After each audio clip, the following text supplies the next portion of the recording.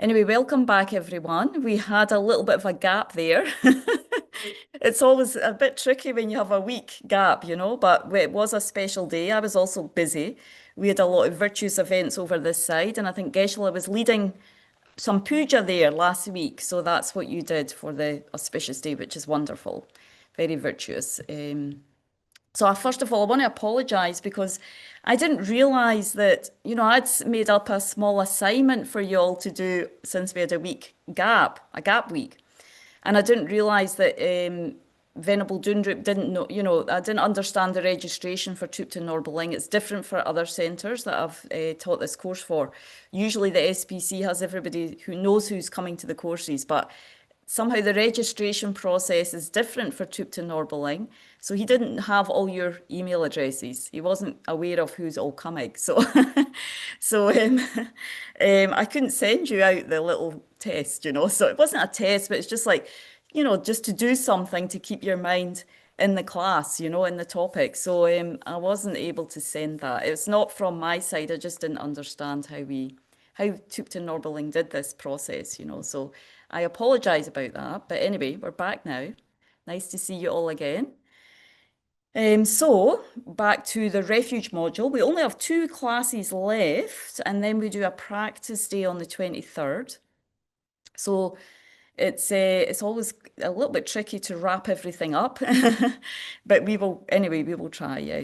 So what I wanted to do was start with a meditation that's really just a reflection on reflection meditation on what we talked about the previous week on the different types of faith, the importance of faith, how faith impacts our practice of refuge. So we're just going to do about 15 minutes of meditation along with some Shakyamuni Buddha visualization and mantra.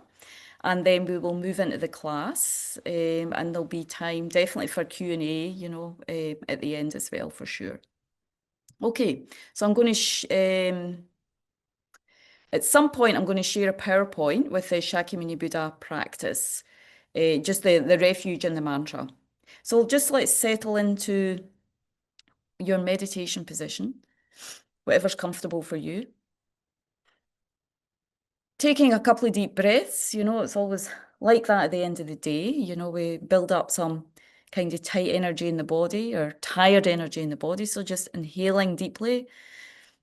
And exhale, even through the mouth, through the nose, just to release and relax, get ourselves settled on the cushion, on the chair.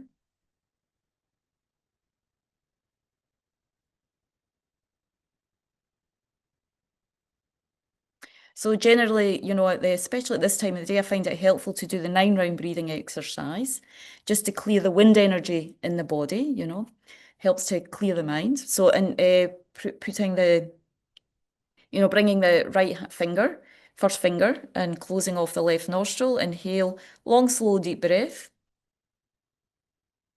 We'll just do it in a simple way, and then moving the finger and exhaling through the left nostril. So we do that 3 times. Keeping soft through the jaw, and just softening all the way through the neck and the shoulders, when we breathe in. Allowing the breath go way deep down through the diaphragm into the stomach area. And release on the opposite side, the left side, and exhale.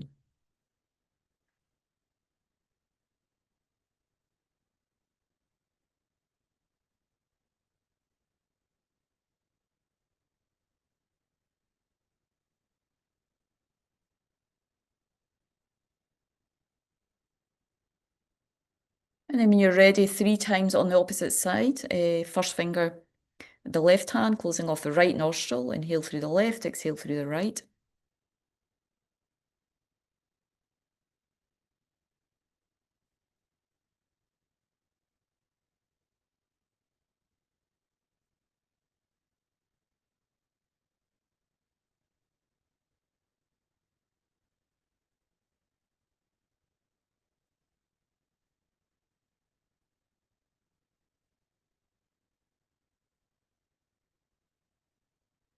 Then through both nostrils.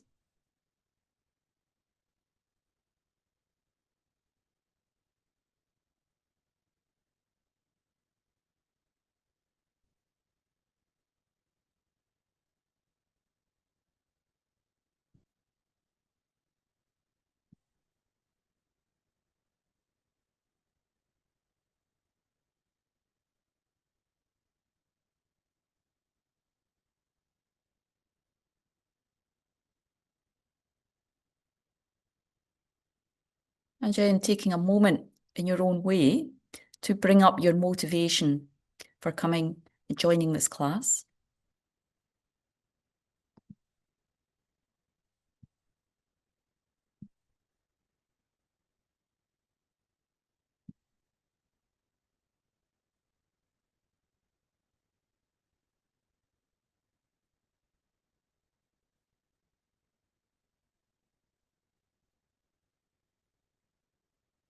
So again, it's just a short reflection on the topic we talked about last week. And we continue to talk about this development of faith, you know. The practice of refuge is when we really start to connect and open up to this experience of faith, developing a level of faith in the teachings. This is really where we start to discuss it and clarify that more, you know, how we develop this faith. Through listening and studying the teachings, you know, gradually what we start to feel is this feeling of admiration, even aspiration that starts to blossom in our hearts towards the teaching, towards the teachers, towards the Buddha, maybe the Sangha. You know, so this is the opening of faith, you know, when we start to have this level of aspiration or admiration, sorry, towards the teachings. We admire, you know, some of the qualities and the benefits that are discussed in the teachings. It's very similar to opening a flower, you know, how we open our faith. Just like a flower, due to the conditions, or a plant, anything we're trying to grow, due to the conditions of soil, water, light, climate, you know, plants, flowers, vegetables grow, you know.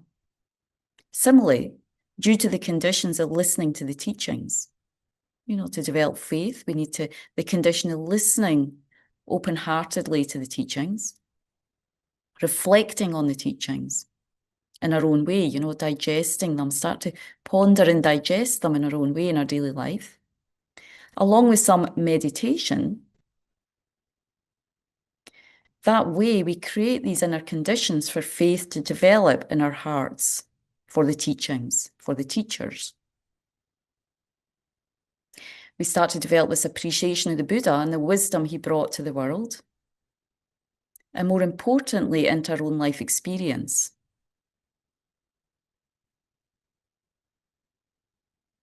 The feeling of faith happens when we feel nurtured by that wisdom. Something in us starts to open and grow, and inspired by the teachings, you know, we see the sort of beauty and the benefits of the teachings.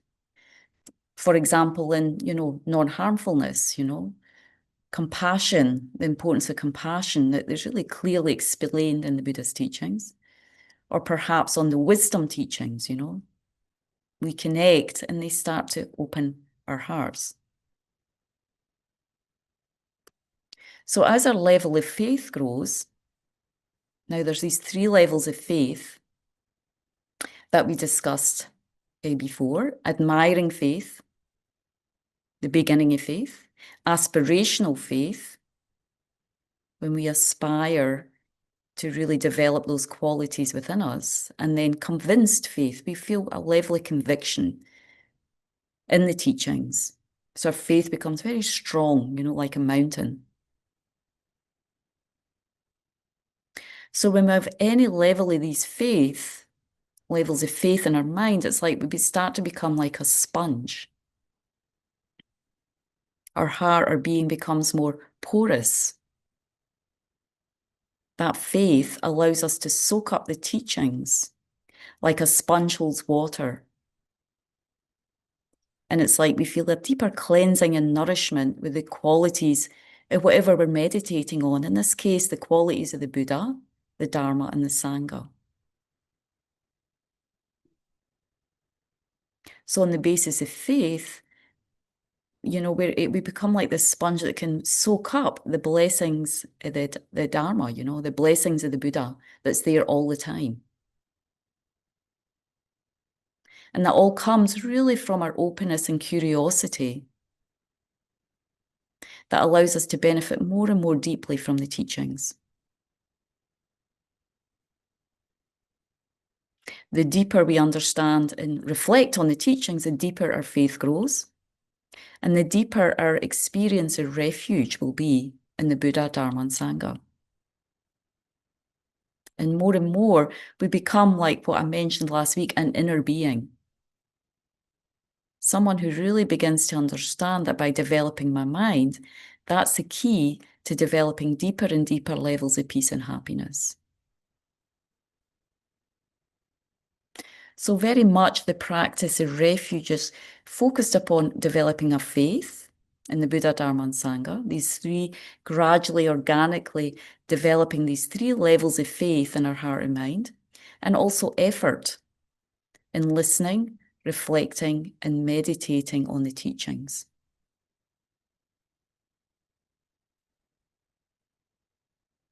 Take a moment just before we recite the refuge prayer to think about, is there anything that you've heard so far through these modules on mind and its potential, death and rebirth, karma, the general outline of the path, that you feel a decent level of faith in right now, a sort of appreciation for that teaching, and some kind of aspiration or even conviction to develop that in your heart and mind. Just contemplate that for a moment before we do this refuge prayer.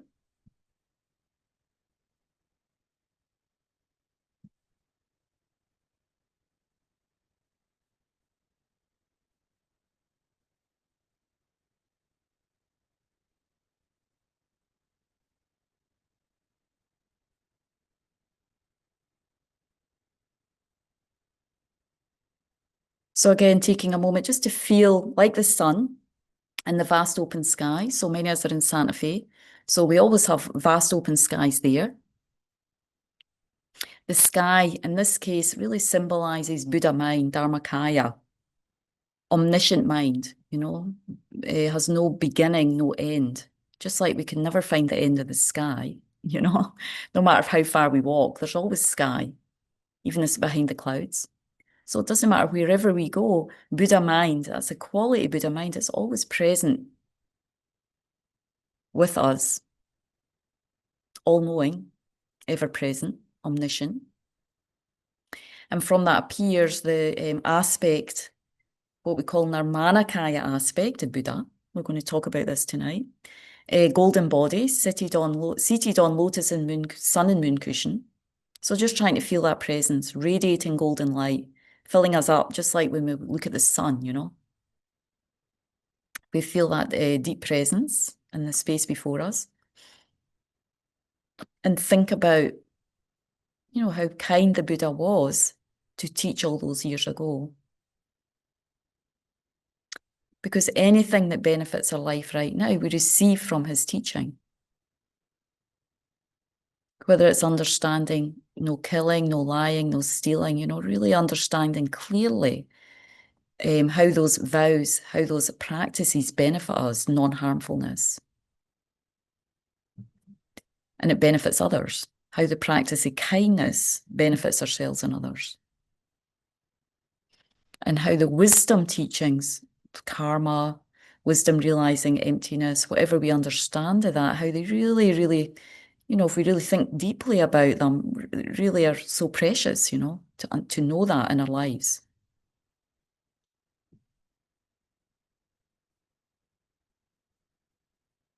So it all came from Buddha's kindness, Buddha's wisdom. So ourselves and all beings, we just feel the presence of all beings around us, seeking refuge in Buddha, Dharma and Sangha. Seeking the blessing to be able to kind of help illuminate our minds more tonight as we listen and reflect on the teachings and become more deeper in our heart, in our life experience. So we'll chant one time in Tibetan, twice in English.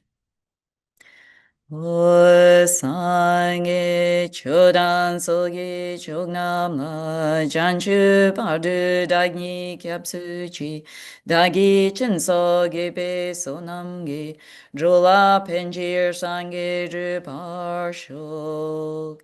I take refuge until I'm enlightened in the Buddha, the Dharma, and the Supreme Assembly. By my merits of generosity and so forth, may I become a Buddha to benefit transmigratory beings. I take refuge until I'm enlightened in the Buddha, the Dharma, and the Supreme Assembly. By my merits of generosity and so forth, may I become a Buddha to benefit transmigratory beings. And just the light and nectar, again, like rays of the sun, filling us up, purifying our obstacles, filling us up with that openness to the teachings, openness, curiosity, and like being like a sponge, really to be able to receive and gradually integrate the teachings into our life, into our actions, into our heart and mind. Tayada mune mune maha munaye soha. Tayada mune mune maha munaye soha. Tayada mune mune maha munaye soha. Tayada mune mune maha munaye soha. Tayada mune mune maha munaye soha.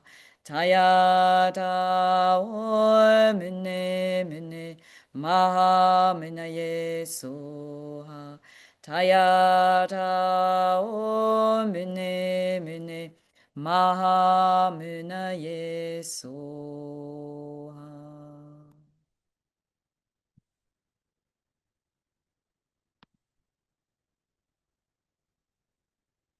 Okay. Yes, 1 second. I'll just adjust the. Okay, you can all see that.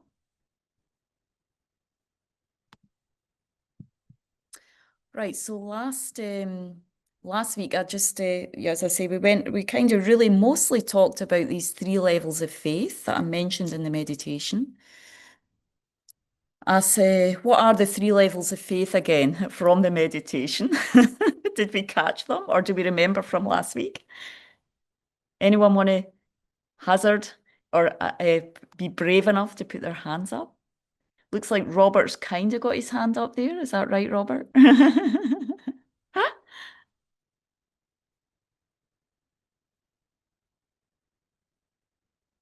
It's not working? Oh, you can't unmute.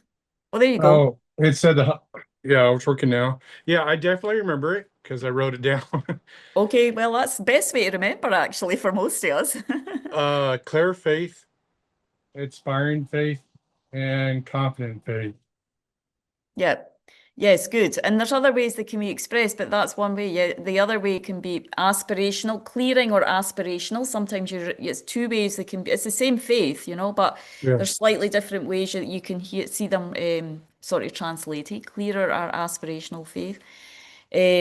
Admiring faith, clearing or admiring faith.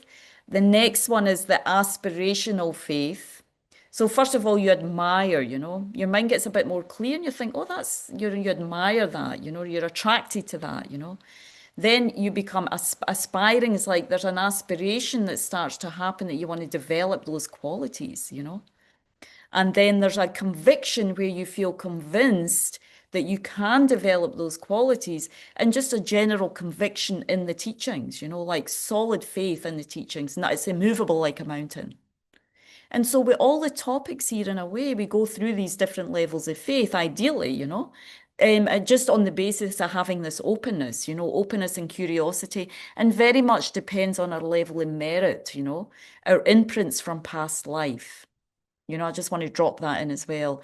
Because, some people hear things and it doesn't, they don't connect, there's no connect, And we know that, we know that with friends and family, maybe there's just no connect, But so if we have a certain level of merit for past life, and then familiarity, having heard the teachings before, what we call imprints in our mind, then we hear them again with an open mind. And then these levels of faith to start to nourish and develop again, not become, it was grow in our minds. So it's very important because right now what we're studying here is refuge, so the two causes of refuge, well, one of them is developing a faith or conviction, if we don't like the word faith, because it kind of might feel like blind faith when we say that, and that's not what we're saying, it's really conviction in the teachings, even like a devotion to the teachings, eventually, again, it has to be organic.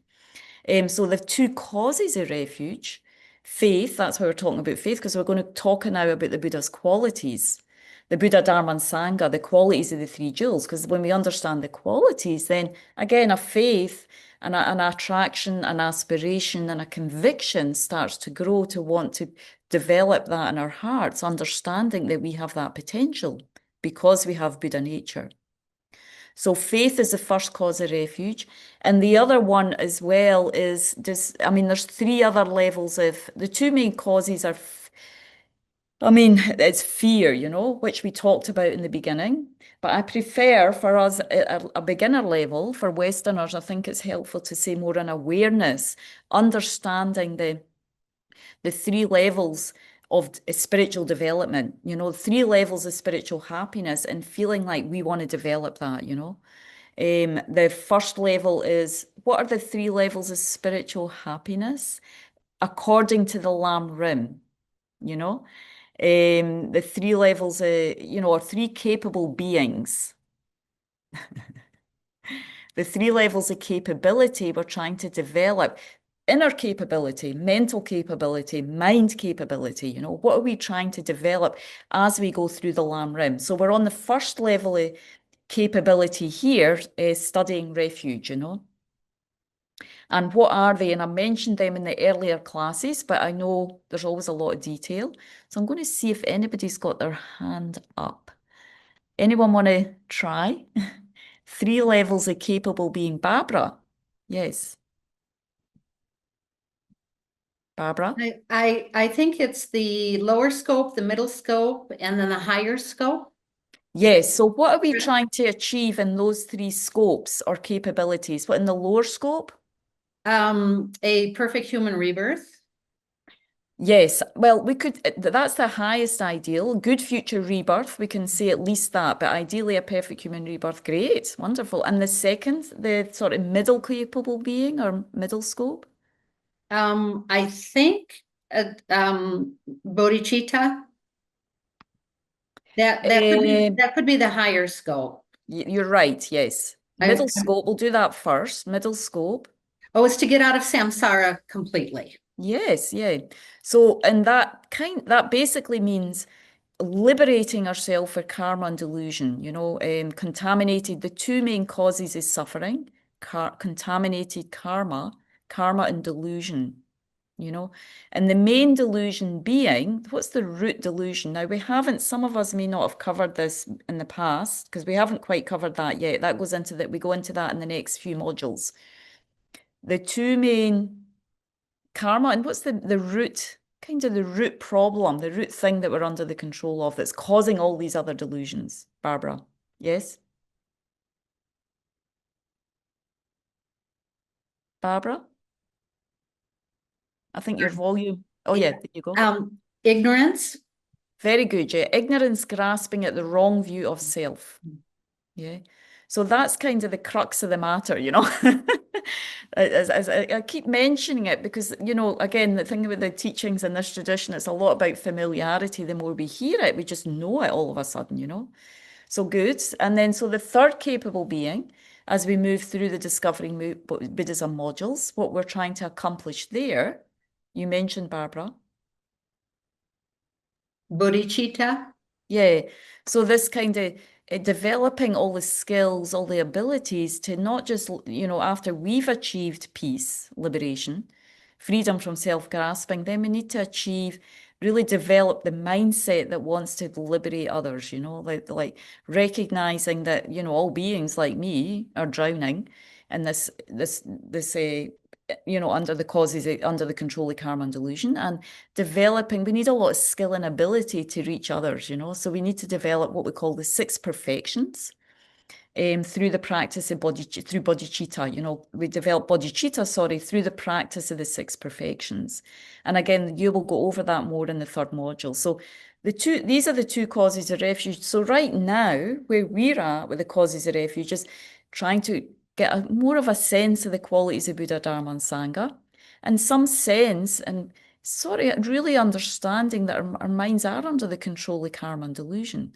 So there's a danger, you know, when we pass away, if we have continuity consciousness, there's a danger about where we can be reborn. You know, it's not, we don't have complete control over our minds, right? Over our thoughts.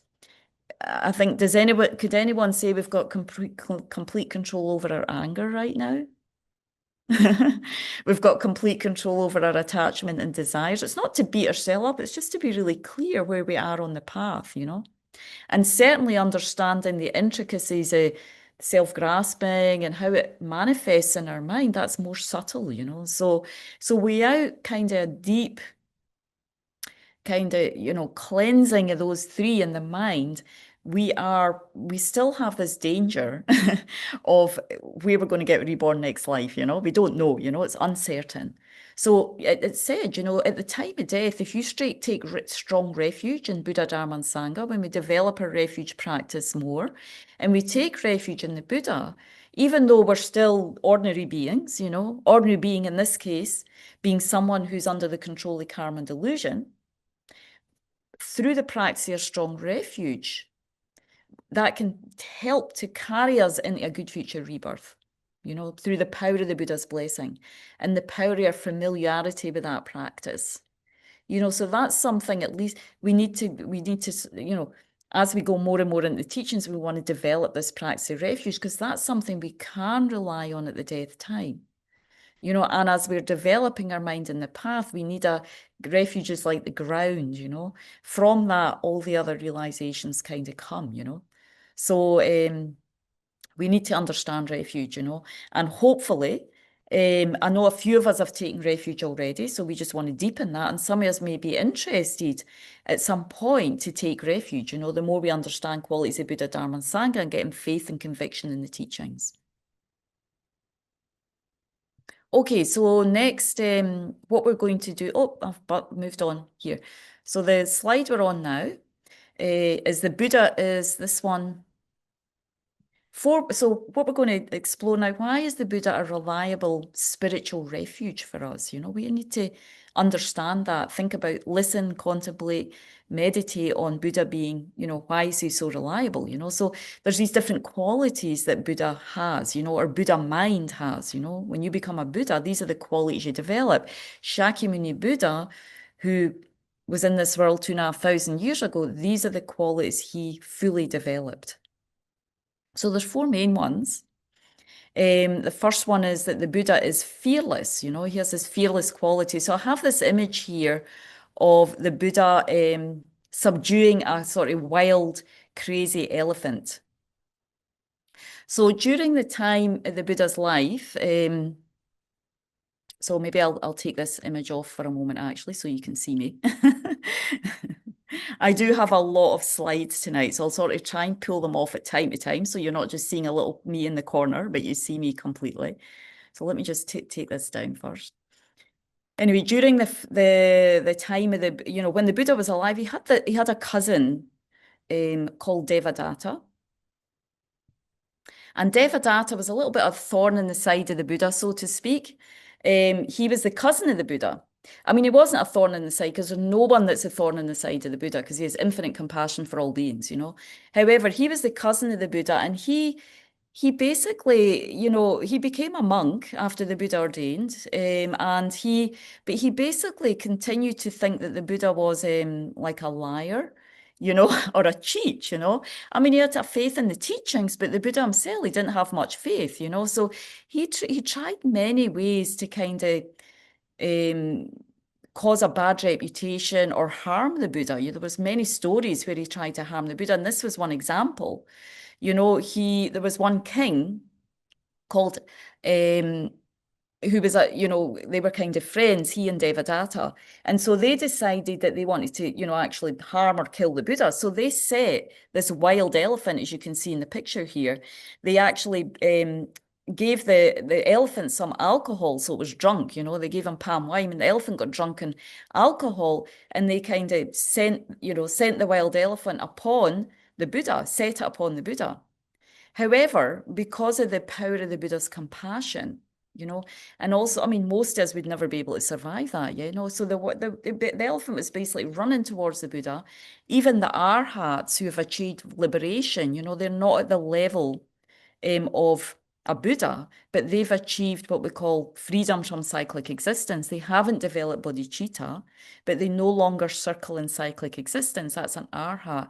But even the arhats, it said, flew up into the skies. Look, because the Buddha was going around in arms.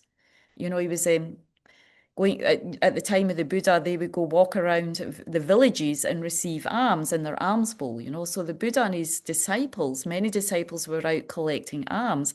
And this king and Devadatta, set this wild elephant upon the Buddha to kill the Buddha, because basically Devadatta wanted to take over the Sangha, So, however, when the elephant reached the Buddha, he, as you can see in the image, he immediately became subdued and knelt in front of the Buddha. And this is due to the power of the Buddha's fearlessness and mainly his compassion, So when the mind's fully developed in compassion and wisdom, there is no fear. Fear comes because we're in duality. Fear comes, for example, myself, just, there was about 10 days ago, we had a retreat here at Vajrapani, and there was somebody was staying outside, not to put you off coming to Vajrapani. I hope this doesn't put anyone off, but we are in the forest here, there's acres of forest around here.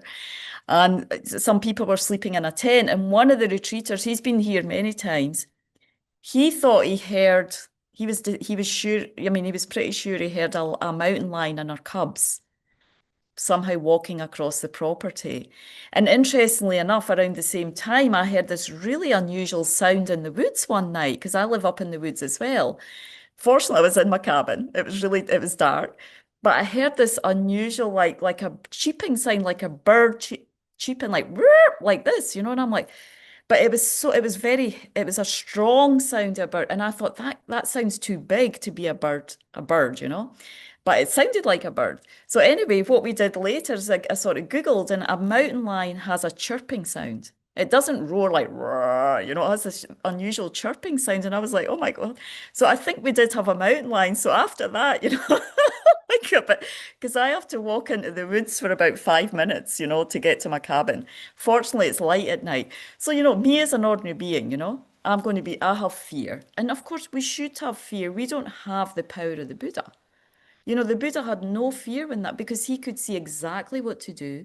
And also the animal, the Buddha has so much presence, so much compassion that the animals feel that, There's even a story of St. Francis of Assisi. Lama Zopa Rinpoche used to tell this story, where he was a great ascetic meditator, mendicant, in the Christian tradition. And he's Italian and, incredible practitioner. He's regarded as a bodhisattva even in this tradition. Lama Zopa and Lama Yeshe he was from Italy, and even the Rinpoche and Lama went to visit his cremation site, his holy body.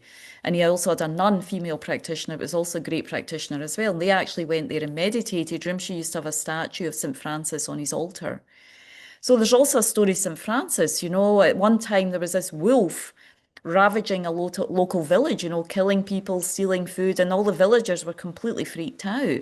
But St. Francis, because he had bodhicitta, the power of his compassion, he went up And everybody's like, no, you can't go into the forest, you know, but he went there and he approached the wolf and he was able to communicate with the wolf, and the wolf accepted not to come down to the village as long as the villagers fed the wolf. You know, he made some arrangement with the wolf, he could communicate with him, you know, so he no longer disturbed the villagers.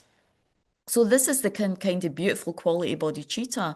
And of course, we see this even in the life story of Jesus, you know, the incredible things that Jesus did as well, you know, out of this quality fearlessness. So this is, again, one of the qualities of the Buddha, you know, when we've fully developed wisdom and compassion. And it's very inspiring, you know, we no longer have fear. We're no longer trapped in duality. You know, and we can see exactly how things work, how things operate, the level of beings' minds, and how to benefit them at that level. And there's many stories of that throughout the Buddha's life and also in his previous lives, you know, the Jataka tales. Okay, I'll just share the next slide now.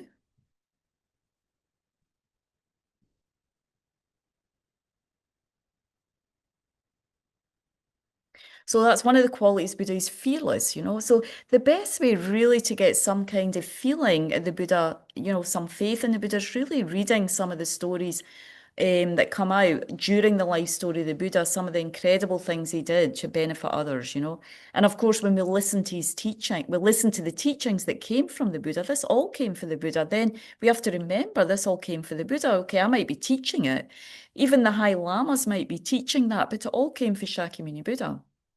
And for the lamas, they have incredible devotion to Shakyamuni Buddha, you know, because we recognize not just the teachings, but how much they benefit our mind, you know. So this was another quality of the Buddha, that is extremely wise in guiding all beings from suffering. So again, I have another image here. Again, a lot of stories tonight. And some of you may have heard the stories already. Lama Zopa Rinpoche used to tell many stories all the time, and I'd heard them many times, but so many of them just always move my heart, you know. I think that's, you know, reading biographies of previous beings, or the, like, you know, life story of the Buddha, biographies of great masters. It's kind of really what gives us faith and conviction. I think it really is definitely kind of one of the main things that opens our heart. And for those of us who ever have time or opportunity to do retreat, one Lama, Riba Rinpoche, used to always say that, you know, when you're in retreat, it's very good to read biographies of previous masters, whether it's the Buddha, Milarepa, you know, the previous Dalai Lamas, your own guru, you know, because it really gives a lot of inspiration and deepens our faith, you know, in the teachings. Gives a lot of energy to practice. That level of kind of nurturing more the aspirational faith, like they did it, I can do it, you know, and more conviction, you know, because if these beings can do it, I also have Buddha nature. I also can do this, you know. We need to feel that there's a level of self-confidence that we want to develop in the teachings, and that can come through, like, of course, purifying, collecting merit, and reading the qualities of these great masters, including the Buddha. So the Buddha is extremely wise in guiding all beings from suffering.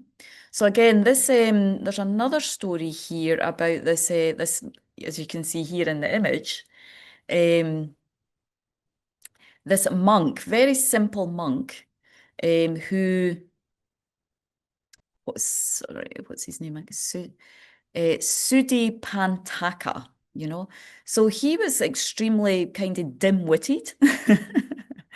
He wasn't able to really understand anything. It's said that, you know, when somebody tried to teach him something, he couldn't repeat it back, even just a few sentences, a few words. So it was very, very difficult to sort of guide him because he wasn't able to hold anything in his memory, you know. For some of us, that might sound familiar, you know. I mean, maybe we're not that dim-witted, but he was known as being very dim-witted, you know, so he wasn't able to hold anything. But the Buddha, you know, so many, you know, even like some of the Buddha's disciples, they found it very difficult to guide and teach him. So the Buddha, but the Buddha, his great skill, you know, in terms of being extremely wise and skillful, saw that, you know, he gave him this to do. He said, you have to sweep the temple and just repeat this, get rid of the dust, get rid of the impurities. So that was the sort of the practice, just this very simple practice that the Buddha gave him. And actually through that practice, what he understood, what he started to understand just simply by cleaning the temple. And of course, cleaning a center, cleaning a monastery is very virtuous practice, Actually, even before one of the preliminary practices that we should do, and I think that would have come in the second module when you go through how to meditate. Very important practice is always to clean the room before you meditate. Of course, we don't always get the vacuum out or something, but generally speaking, cleaning the room, cleaning a meditation space, cleaning around the gompar, cleaning your altar, something very virtuous, it helps to prepare your mind for meditation. So similarly, Sudipatanka, what he realized from doing that practice is that the ground becomes clean, but is my mind clean, So he just kept continually, and after some years, he was actually able to develop a realization, from that practice, just from that simple practice, cleaning and reciting like a mantra, this practice, he was able to achieve what we call a level of heartship.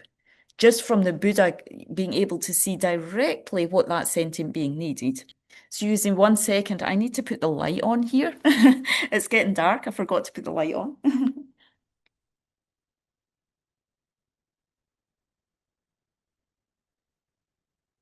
Okay.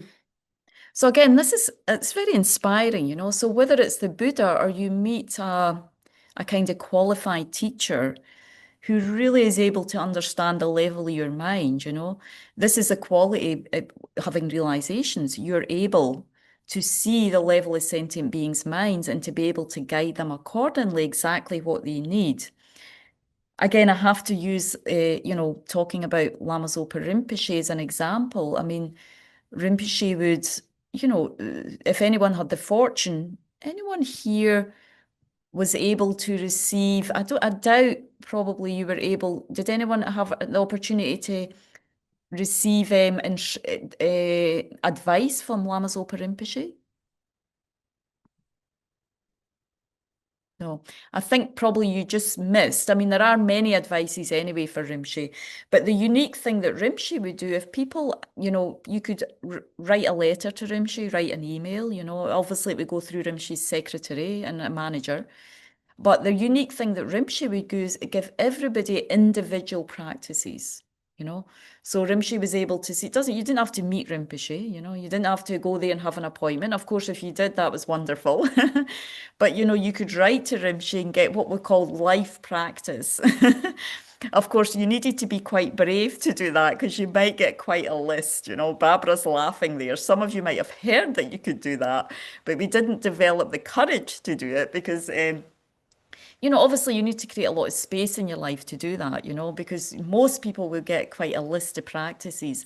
But again, this is the unique ability when you develop certain realizations, especially bodhicitta, wisdom realizing emptiness, as the Buddha embodied completely and fully, you're able to really, really pinpoint what sentient beings need, And of course, the Buddha taught a variety of teachings. He taught 84,000 sets of teachings. So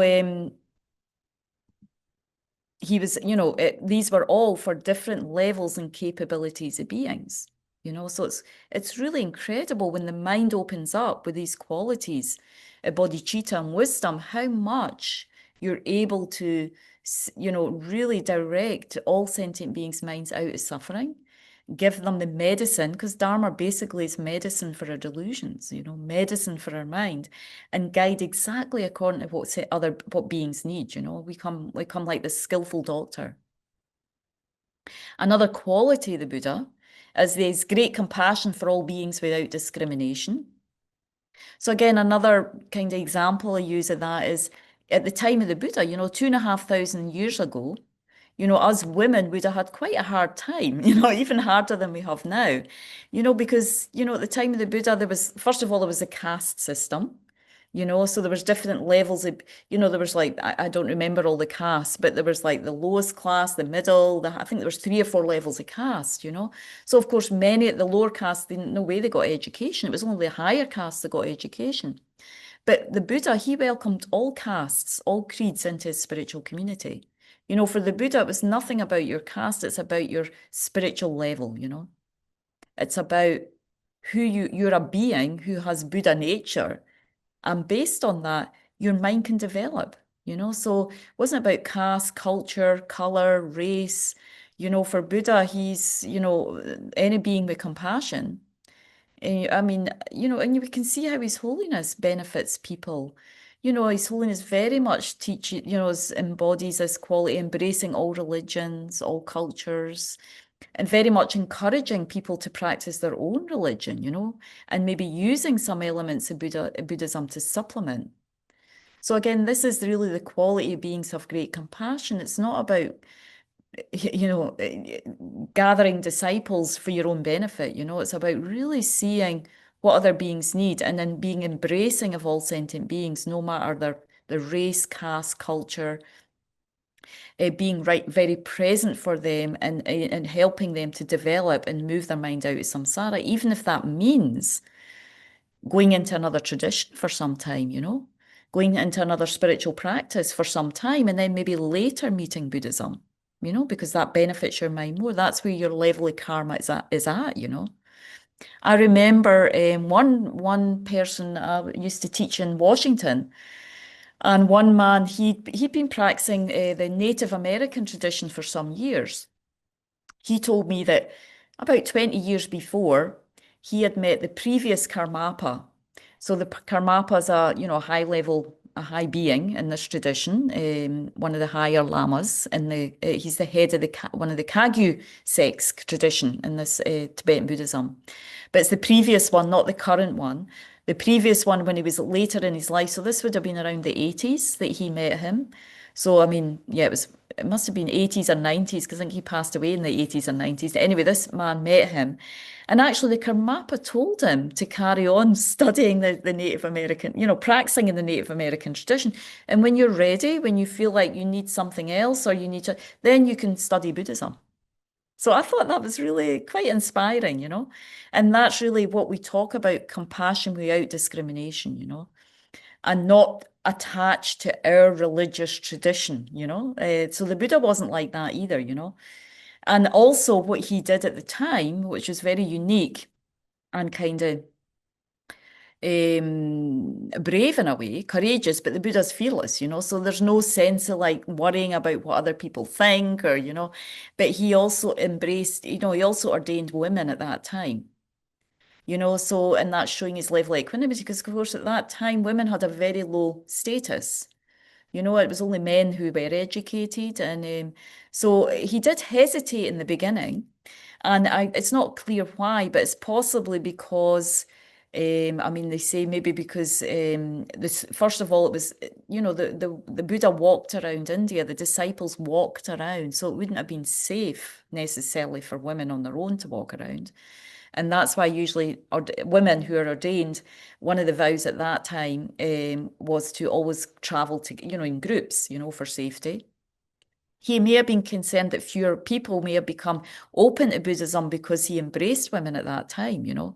People would have had a lot of ideas about that at that time if they regarded women, you know, as it strongly was culturally, women have a lower status. But nevertheless, he agreed and established the female Sangha as well, you know, the Bhikshu and Bhikshuni Sangha.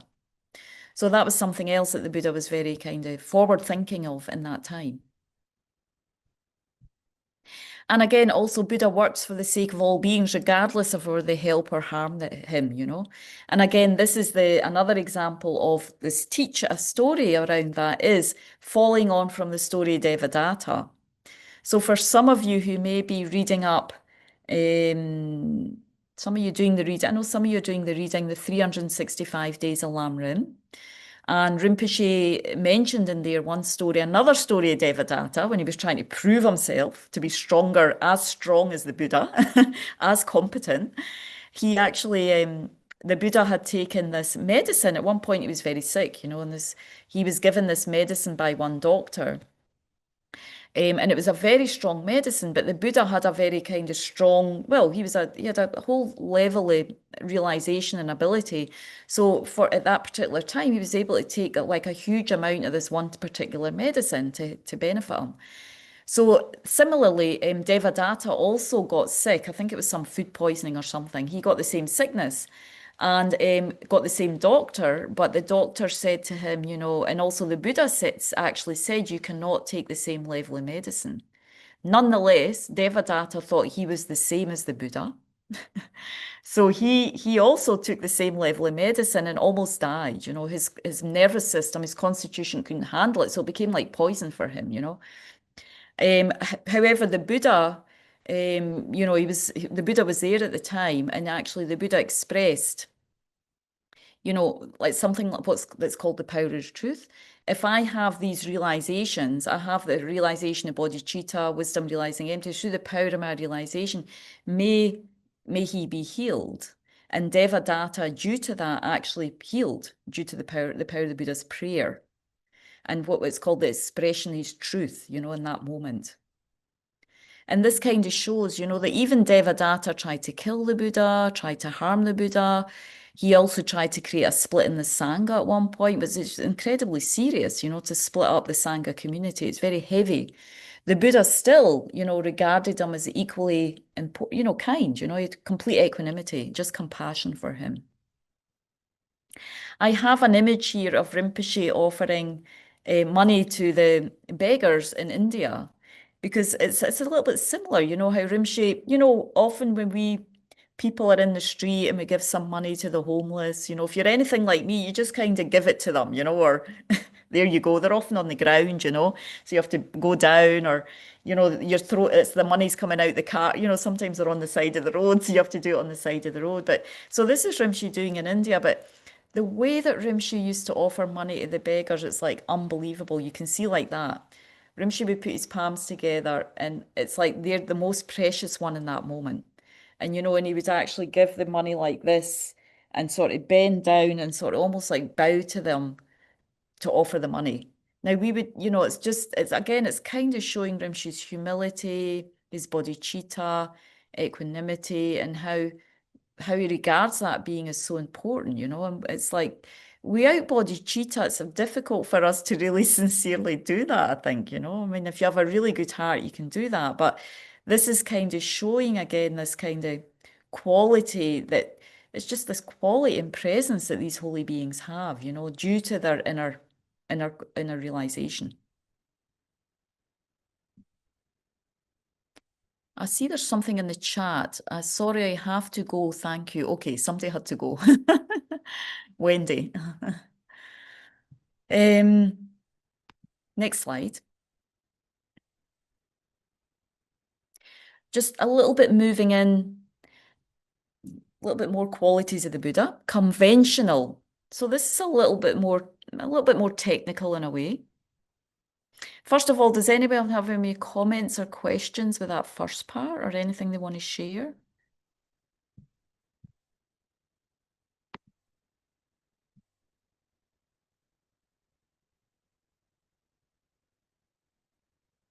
No, it's pretty straightforward. So qualities of the Buddha. So the Buddha has these so there's a conventional Buddha, the form bodies of the Buddha. And the ultimate is the truth body of the Buddha. Form bodies is rupa kaya in Sanskrit. Rupa means form, kaya means body.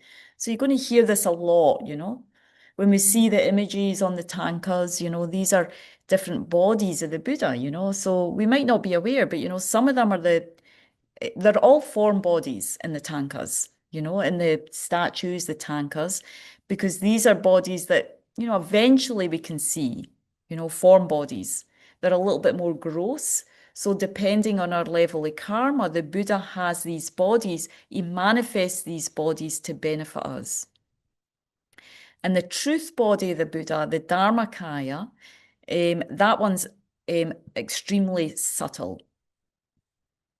So the truth body of the Buddha is the one that, so when we take refuge in the Buddha, You know, we're taking refuge in the body, speech, and mind of the Buddha, the qualities of the body, the speech, and the mind. But when we become a Buddha, what we want to achieve is the qualities of the Buddha's body, the holy body. Just like now we have a body, we have speech, and we have a mind, you know. We like that. The Buddha in that level has a bodies. He doesn't have one body though. We just have one body. He has bodies, you know, many bodies, infinite bodies. He has speech, you know, infinite, like a speech quality, many qualities of speech, and he has qualities of mind, you know. So when we talk about the Buddha jewel, the ultimate jewel, Buddha jewel, the Dharmakaya mind, the truth body, is the omniscient mind of the Buddha. It's the Dharmakaya is the emptiness of that mind of a Buddha.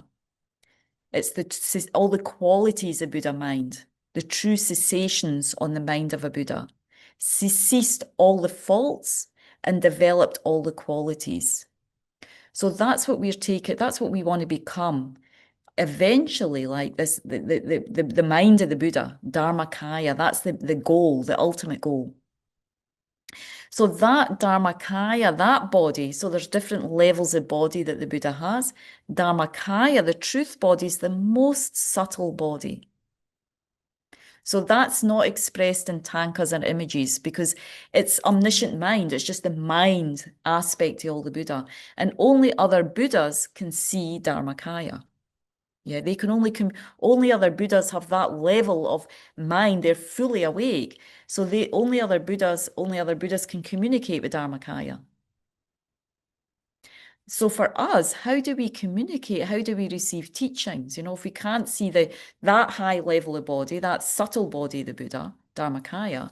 So there's the other two kinds of body, which are mentioned, the form bodies, Rupakaya. Sometimes they're called enjoy. So one of them's called the enjoy. There's two truth bodies, two form bodies. You will have to write this down if you haven't heard it before. But don't worry if it doesn't, if you don't get it, you'll get it eventually. You know, there's two truth bodies, two form bodies. The enjoyment body.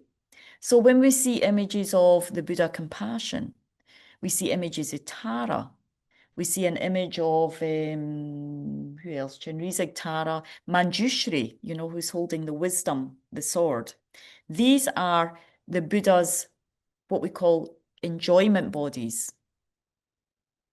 And they can be seen. So we see them in tankas, we see them in pictures, but actually they are living bodies, that you can see, but we can't see them directly because only a bodhisattva can see them, an Arya bodhisattva sees enjoyment bodies, right? So it's a little bit more gross level than the subtle body at Dharmakaya. But it's only seen by Arya Bodhisattvas. And when your mind's that level, you can see and you communicate and receive teachings. If you're reborn in a pure land, depending on that pure land, you will receive teachings from that Buddha there, whether it's Manjushri or Amitabha or Chenrizig.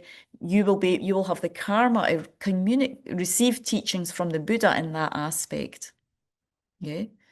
So what we're trying to do is we're taking refuge in that because we want to have these pure bodies. I mean, those bodies no longer have sickness and old age and suffering.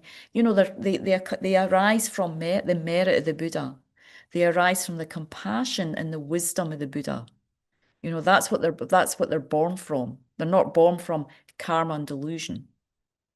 Our body is born from karma and delusion. It's created by karma and delusion. Those bodies are created from wisdom, from bodhicitta. So it's possible, we can create other bodies with our mind when it's more developed, when it's free of self-cherishing, when the mind's free of self-grasping. It completely opens up, and we can have bodies that are no longer like flesh, blood, and bones, that no longer age, pass away. Enjoyment means it's always in bliss. Every pore is compassion for others. So that's why when we do practices like Tara and Chenrizig, we take refuge in that because we want to achieve that body. I mean, who wants to get old? Don't we all want to stay beautiful? I mean, nobody wants to get old. Anyone like getting old? I mean, okay, we can say there's benefits. You have more wisdom, you're more mature, mentally. But we'd rather have that and still have a nice body, yeah? You know, a youthful body, no aches and pains, no getting sick. I mean, you can't say nobody doesn't want that, you know? So when we think about it, what's the cause for that? The cause is to develop merit, to develop, to realize, when we have wisdom realizing emptiness, then we develop bodhicitta, then you can actually achieve those bodies. It's possible because we have Buddha nature. We have the seed for that. That's what our Buddha nature can become. Beautiful, radiant, everlasting, compassionate bodies that just fly around the Pure Lands. Constantly benefiting sentient beings, always in bliss, always happy, no ups and downs, no wars, no famine, no disease, and just always thinking of others, always present for others. That's a Sambhogakaya. That's a quality of the Buddha. Nirmanakaya, so enjoyment body. Nirmanakaya means manifestation body. So when the Buddha achieved, we can say when the Buddha achieved enlightenment, 2,500 years under this Bodhi tree. So that's kind of like what we call a supreme Nirmanakaya manifestation. So he manifested into this world, he came to this world actually from a pure land. It depends what tradition you study, but in the Tibetan Buddhist tradition, generally in the Mahayana teachings, it's kind of understood that the Buddha was already enlightened, but he came to this world to show us, to perform the deeds, 12 deeds, to show us the example of how you achieve enlightenment. You develop renunciation, you move from the home, you develop renunciation, you practice, you meditate, and then, gradually you achieve enlightenment. So he showed us how to do that. And when he achieved enlightenment, the teachings were not, the Buddha Dharma was not existing in the world. He brought the Buddha Dharma into the world, and then eventually after, and in between 500 to 2,000 years, the light of the Dharma will be extinguished, snuffed out, not because the beings don't want to. Lamas, gurus, Buddhas, they don't want to come. It's because we won't have the merit, there'll be no interest from our side, so they'll gradually degenerate and they'll no longer be in this world. And again, after thousands of years, another Buddha, Maitreya Buddha, will come, and again, turn the wheel of Dharma, teach and bring the Dharma, the light of Dharma into the world again, So, but it's, there's lots of predictions, about how many, it's always thousands of years between another Buddha coming, not because the Buddhas don't want to manifest, it's because we don't have the karma and merit, to receive the teaching. So they always appear in the world when we have the merit, the openness, the karma to receive the teachings and to achieve, to actually, we want to practice and develop realization. So that's when Buddhas appear.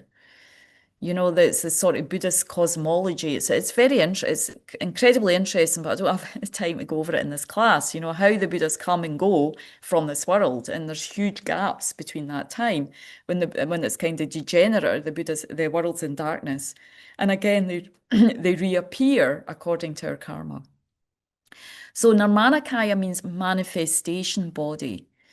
So we could say, like His Holiness, we would regard His Holiness as like kind of the Nirmanakaya, like for us practitioners, we see, as the longer you kind of the more you're in the Buddha Dharma, the more you see the qualities of someone like His Holiness or some of your gurus, we can think, well, they came to this world to benefit us, because look, we can't see the Sambhogakaya, the Buddha, we can't see the Dharmakaya, but what we see is humans. We need humans to communicate with us. So, and we go into that a bit more when you study the spiritual teacher module, how we start to understand that actually the gurus are almost like pores of the Buddha, and they're like agents of the Buddha who come and teach us how to achieve liberation, how to have a good future rebirth, how to develop bodhicitta. Because that's the way we can, that's how, we're humans, and that's how we can understand the teachings. We cannot see these other more subtle bodies. But the more we understand, and there's, we can study more and more the qualities of these bodies to get more conviction. So I'm just kind of touching on them because that's what we want to, understand, that the Buddha has many, many infinite bodies, many, many infinite emanations. When the mind's liberated from this knot of confusion, self-cherishing, I mean, it's mind-blowing. Lama Zopa Rinpoche used to say it's mind-blowing what our mind can achieve, what we can do for others when we develop bodhicitta, when we get to the, when we've understood wisdom, when we've had a realization, wisdom realizing emptiness, based on that developing levels of bodhicitta. It's mind-blowing how many bodies we can manifest to benefit sentient beings. We're not just a one, me, myself, and I at that point. So it's incredible, yeah, what we can do at the level of a Buddha. So a Buddha can emanate infinite bodies at any time, at any moment. That's the level of Buddha mind. But even on the bodhisattva levels, when you're developing bodhicitta, there's different levels of bodhicitta that we develop as we move through the grounds of bodhicitta. Even at the first level bodhisattva, they can manifest something like 100 bodies to benefit others according to what's needed. Because, of course, the mind's free from self-cherishing. It's liberated to a level. So it kind of explodes almost with this ability. It's almost like, what's it called when flowers, they kind of stop seeding and then all these little seeds go out at the end of the season, and then they let off all these seeds. Who's a gardener? Barbara, you might know that. That's kind of how I see it, how they manifest, these it blossoms and then all these other seedlings come out and you can get all these flowers like growing around, afterwards. So it's almost like that with Buddha mind, once it's really developed, it's incredible what it can do.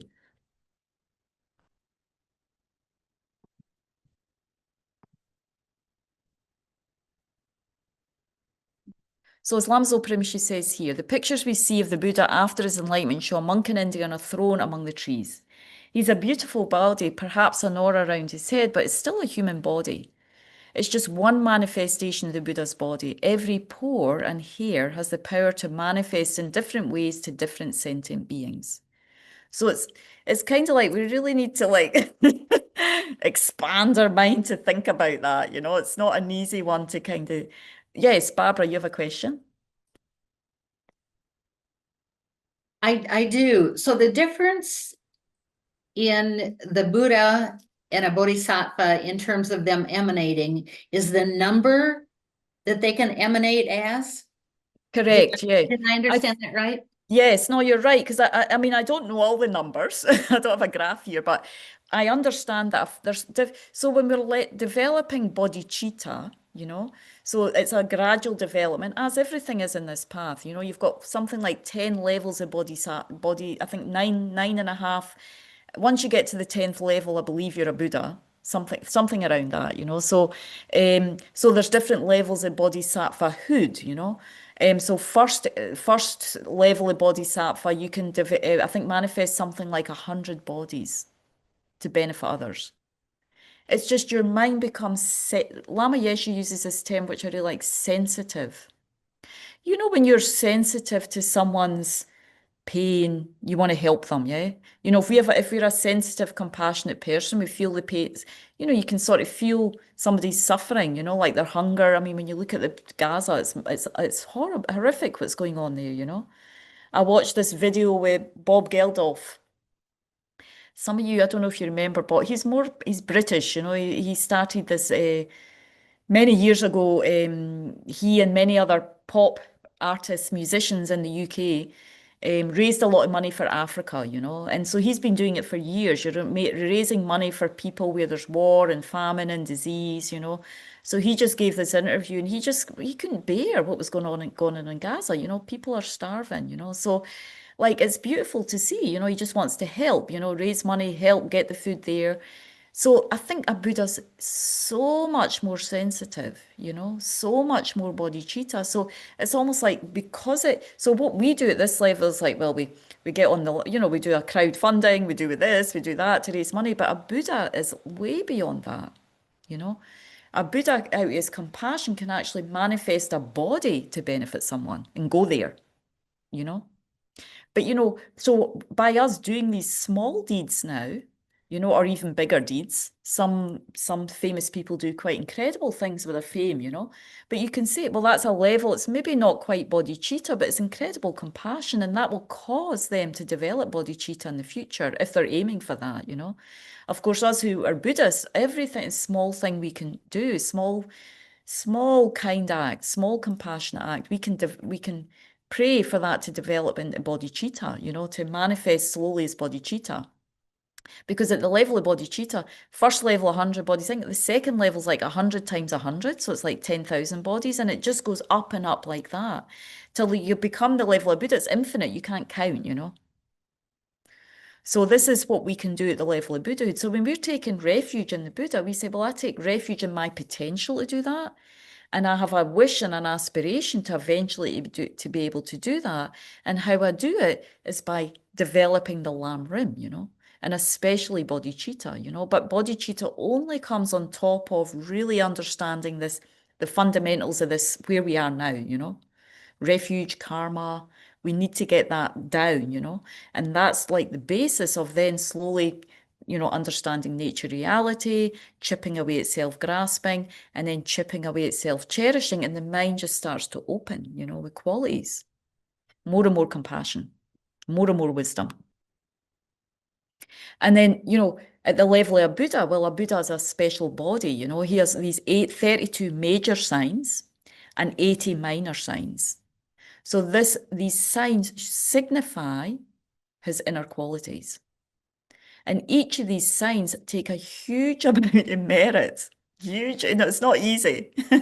We may not say, well, I'm not really that bothered about having hair that curls to the right, you know. We're not, it's really what they signify, you know, it's that incredible merit and over many lifetimes, you know.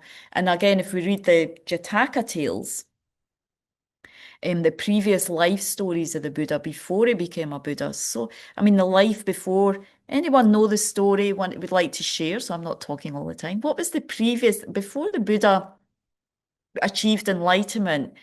Do we remember the sacrifice, you know, the practice of generosity that he made before he became Buddha, when he was a prince? Anyone remember that story? I find that really moving. When I was quite a new student, you know, I remember at Kopan, Venerable Karen told us that story, and it just really, really touched my heart, you know, about what the Buddha done in his life just previous to becoming a Buddha. Not seeing any hands up. So it's very famous, and actually, if you go to Land of Medicine Buddha here, they have a big depiction of that. So the Buddha was a prince, and he walked into the forest with his 3 brothers. Quite a dangerous forest, you know. They went in too deeply, and they found this tigress who, with her 5 cubs, and the tigress was starving. And so they didn't attack, you know, tigress couldn't attack the 3 princes, he and his 2 brothers. So they were, you know, 3 princes, not princesses, princes. And so, of course, she was starving, so there was no danger to them. But, you know, the Buddha at this point was already what we call an Arya bodhisattva, a high-level being, you know. So we're not saying that we need to go out in the forest and find a starving tigress, by the way, you know. One needs to be able to do these, like, big acts, you know, when we have a certain level of realization. So he was already a very special being, you know, Arya Bodhisattva. So they went in the forest. And so the other 2, you know, the other 2 princesses became holy beings as well. I think they became his disciples, or anyway, they were all kind of interrelated in future life as well, when the Buddha achieved enlightenment. So anyway, the young prince, he kind of looked at the tigress for a while, you know, he was looking for a while, and he's thinking, and he couldn't bear, you know, that the cubs were going to pass away. It was something unbearable to him because the mother couldn't feed the cubs, you know, she wasn't strong enough. So he thought they're all going to pass away. So anyway, they walked off, and they went to play and everything in the forest. And then the other 2 decided, well, it's time to go home. And so he said, no, I just want to stay a little bit longer in the forest. So somehow the other 2 princesses were okay with that, you know, they let him just stay there a bit longer, and he walked back to the tigress and decided that he was going to offer his body so the tigress would live. So he started to put his arm up towards the tigress like this, you know, like, here you go, but she was so exhausted, she wouldn't even take the arm, you know, she had no energy. So then he thought, well, if she smells the blood, that'll give her the impetus to eat, you know. So he grabbed this bamboo stick and actually like cut his arm, you know, open with his stick so that he bled. And he made this, you know, he made this strong dedication that by offering my body, may I achieve enlightenment for all sentient beings. I mean, he was already at that level, very focused on enlightenment as he had been in previous lives. He did this for many lifetimes, sacrificed his bodies, families, material possessions, did incredible acts for many lifetimes, all towards his enlightenment for all sentient beings, because he wanted to enlighten all beings. So he cut his body, and then the tigress, she smelled the blood and she got energy from that, and of course she ate him, you know. So he didn't appear back home. And I mean, the whole kingdom was in an uproar, and the princesses were like, oh my God, what happened? Because we saw him looking at the tigress. So they went back and they just found the bones. So you can actually visit the place where he performed this in Nepal. He performed this deed, and they built a stupa there, and there's relics inside, and it's called Namo Buddha, you know, where he gave his body to the tigress. So that was the previous life. But again, he gave it, it says he gave it with great joy. We would be like, ugh. I mean, I don't think we could do it. And also, we're not asked to do that. He's already a bodhisattva. He's already developed a non-attachment to the body, you know, so we wouldn't be expected to have that level of courage, you know. But we do hear about people in the world who sacrifice themselves for others, you know. But the Buddha specifically dedicated for enlightenment, you know, that deed towards his enlightenment, and he achieved enlightenment in his next life. So all these major and minor marks come out of the great feats, you know, they develop naturally out of the great feats, all the qualities that the Buddha have, inner qualities. And for example, I wanted to mention, you know, if any of us had the good fortune to be at a teaching with His Holiness, or yes, Barbara, where were you, Barbara, in which place? It was in Madison, Wisconsin. Oh yes. So anyone else? No. So anyway, so one of the signs, to give an example, on the sole of each of the Buddha's feet, he has this, and in the palm of the hand, soles in the palm, he has a 1,000-spoked wheel, Dharma wheel. So again, all these marks and signs have a cause, you know. Our mind is causative. Whatever we do with our body, speech, and mind, we are creating karma with, and causes a future happiness or suffering, you know. So in this case, the Buddha created many causes to eventually have these naturally appearing wheels on his arms, on his soles of his feet, and in his palm. And the cause of this is always having greeted his spiritual teachers, his mentors, with you know, greeting them with great respect, you know, and having had a selfless attitude of offering personal service to them, to his mentors, and to others. So it's like they really come out of his kind of devotion and the way that he used to greet his spiritual guides, you know. And I'm showing this example because this is why one of the reasons why we create, when we see the Dalai Lama comes, I mean, they get out everything, you know. This is how the Dalai Lama is greeted, you know. Because why? Well, first of all, people have faith and devotion, but also because you create a lot of merit by greeting your spiritual mentor, your teachers, your gurus in a very kind of honorific way, you know. And each of these ways that they, you know, offering flowers, offering katas, offering the parasol up on the top, offering each of these creates a karmic result for us to eventually achieve the qualities of a Buddha. So it's not just done because, oh, the Buddha's holy and kind. Each of these have a karmic significance of making offering to them. When we offer light, when we offer perfume, we offer music on the altar, they all have a karmic result.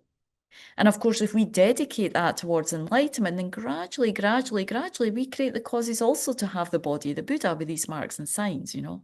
So they do have specific reasons why we greet the gurus in this way as well, because of course they're seen as are objects of devotion. They're seen as the Buddhas for us, you know, the enlightened beings for us in our time. There's also a story of one great bodhisattva, the perpetually weeping bodhisattva, and it's said that you know, he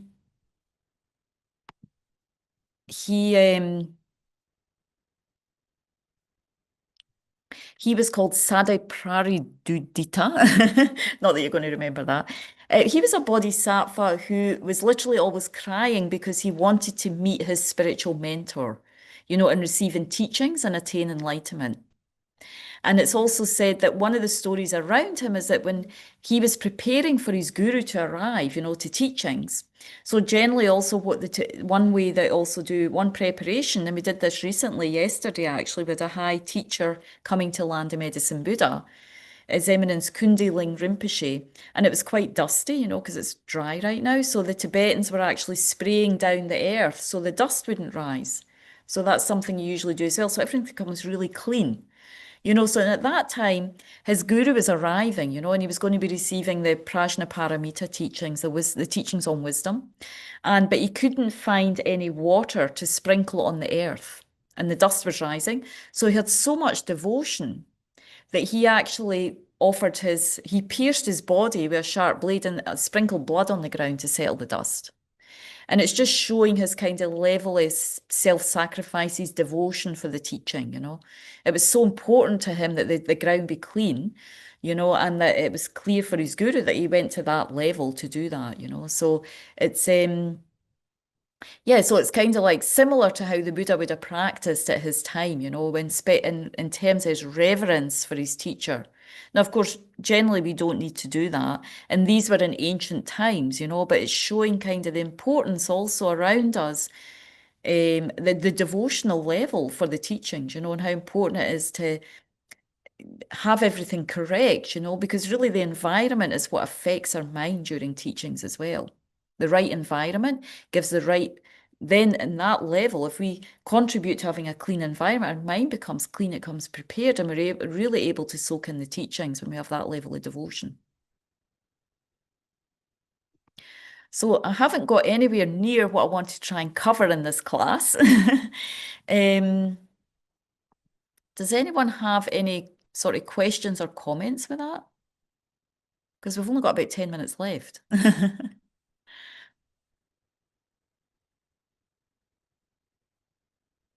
Is it making sense? I see Robert putting his hands up. A lot of people have their cameras off, so I can't see what you're all up to. I'm assuming you're all there and listening. Patrick's saying yes as well. That's good.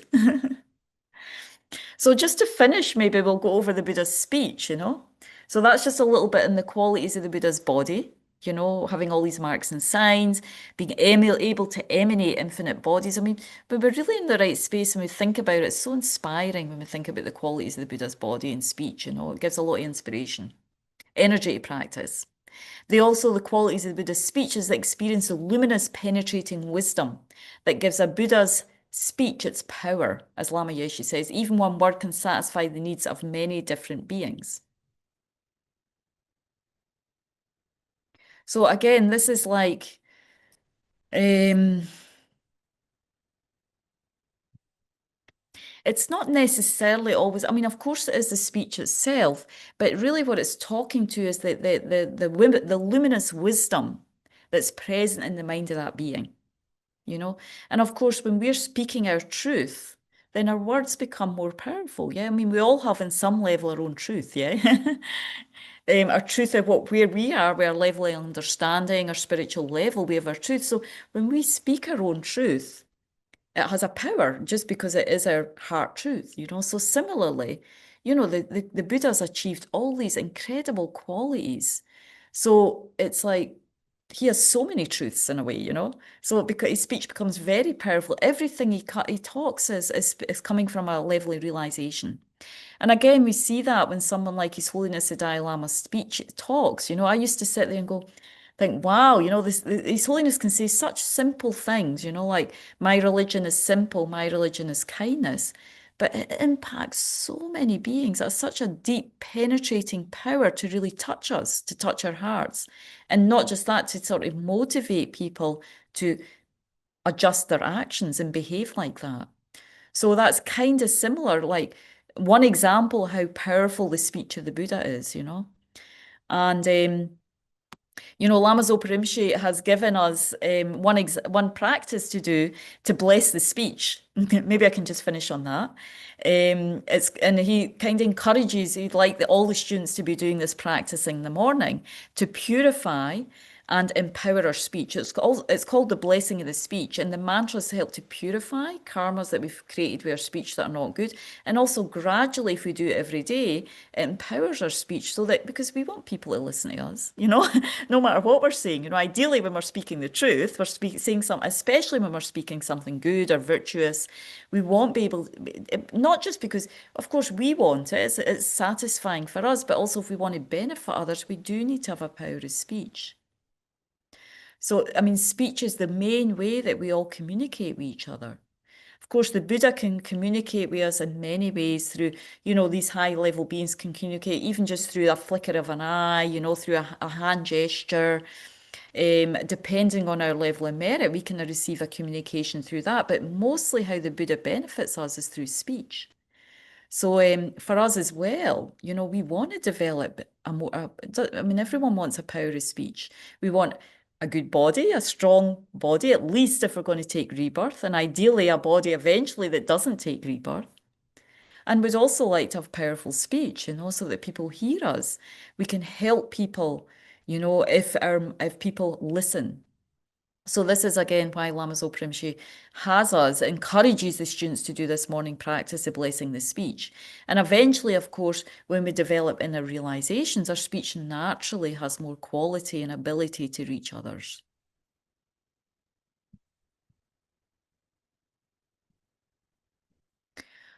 All right. That's probably about all we have for tonight, because I noticed that I'm running out of time. So possibly, I mean, for next week, it's our last class next week. So I'll just have to, I realize that most of us weren't doing the last module or two, nobody was doing the assessment. Am I correct? Yes. Is anyone, yeah, Robert, you've got your hand up. Does that mean you'd like to do some kind of small assessment or? I think I misunderstand the question. You said So, assessments. Could you say it to me again? I'm sorry. so I just wanted to drop in that usually what can be part of the module is completing a small assessment at the end. We have one more class next week, and part of the module can include a short assessment to just kind of, I mean, really what it does, it just helps you to go over the material. It's not like, oh, you're going to fail or something if you do it, but it can help you to kind of see where your understanding is of the material. And you don't have to, you can sort of look at if you even need to look at your books, it's okay, but it just helps you to go over it a little bit again and to sort of affirm it in your mind. So I'd like you to think about if anyone's interested in doing a short assessment, it won't be too challenging, for next week, so I can get an idea of that. Because then I would put something together just based on the materials we've done, what we've covered here. I have been doing it for the last class, but as you wish, whatever you feel. So we'll do that next week. And otherwise, please continue on with any reading. How many of you have been doing some reading? A few of you, yeah? Robert, Matt, that's wonderful. Barbara, great. So yeah, Cynthia, yeah, sure. So great. So please carry on with the reading. And I will try to cover what I can next week. I think ideally we could have needed another class. There is just such a lot of, every module has so much material, and I don't like to kind of overwhelm us with too much because it's a lot in each class. But hopefully we can go away with something each class. So let's just, and then also after next week, we have on August 23, we have a practice day I think that's a Sunday. or maybe August 23, maybe Saturday. Anyway, well, I'll get that for you next week as well. But there's always a practice day finish up where we do a little bit more meditation on the topics. And I think I'll leave it more open again for more discussion. I'll make a bit more discussion available at that time as well, just to see how we're doing with covering some of the refuge material as well, because we've got a few hours during that practice day. So it'll be a mixture of meditation and maybe a little bit Q&A and discussion as well. And if there's a couple of other topics I need to finish off, we can do that during then, because there's quite a bit of time. So again, just to finish, any last question or comment? I think mostly it seemed quite straightforward tonight. I think a lot of stories. So not too technical. I mean, I think the Sambhogakaya, Dharmakaya, Nirmanakaya, that takes a little bit to think about. But it's very fascinating, these different bodies. So please read up on that a little bit more as well if you can. And we will, finish with the last class next week. So just to finish, I'm going to share the dedication prayers.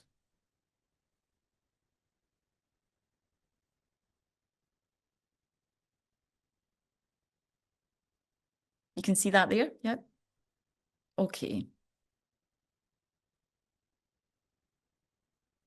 So as we talked a little bit about tonight, bodhicitta, benefits of bodhicitta, based on having the good heart, loving kindness, then we can really develop bodhicitta. Even if we don't do it this life, we just focus on the good heart, developing our muscly kindness more and more. The basis of any religion, really, as His Holiness said, is kindness, So to develop our loving kindness, our good-heartedness, and gradually the compassion for all beings and bodhicitta. That's a step-by-step process. So dedicating for that.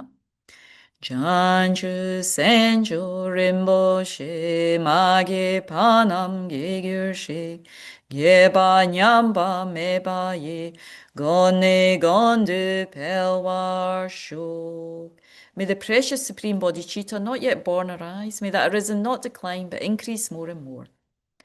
May the precious view of emptiness not yet born arise. May that arisen not decline but increase more and more. And His Holiness's long life prayer, incomparable, kind, and supreme Tenzin Gyatso, the wish-granting, wish-fulfilling jewel, source of every single benefit and happiness in this world, may you have a long life and all your holy wishes be spontaneously fulfilled. And just before we go, just take a moment to think about what you can. Is there anything particularly that you recall that drew your attention in this class that you can take away with and just contemplate a little bit more next week, for the following week? What we can put in our pocket and just kind of carry with us to kind of mull over, chew over a little bit more in the next few days.